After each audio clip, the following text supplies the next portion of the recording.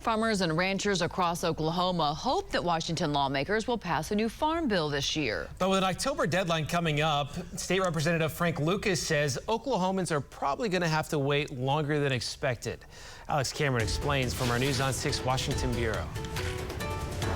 Oklahoma Congressman/rancher Frank Lucas rejoined the House Agriculture Committee this year specifically so he could help write the 2023 Farm Bill.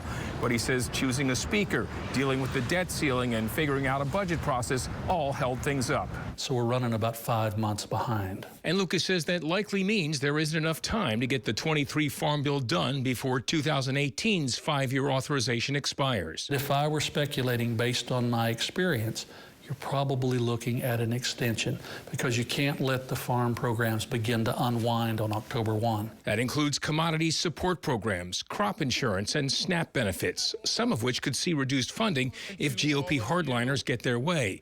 Lucas notes leadership is promising to minimize those cuts through the reallocation of unused COVID money and rescinded clean energy funds. But he says if that doesn't happen, he'll push for a full-year extension of the current farm bill. Because I can't reduce what is already weakened by inflation, the weaker safety net than we started with in 2018, the last bill. I can't be a part of that.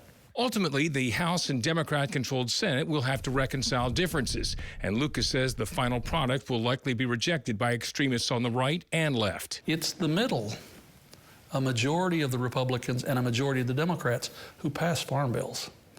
I don't see how that'll be any different when we get to that final vote. And Lucas says if he had to speculate, that would probably be sometime early next year, January or February. I'll continue to follow it. In our Washington Bureau, I'm Oklahoma's own Alex Cameron.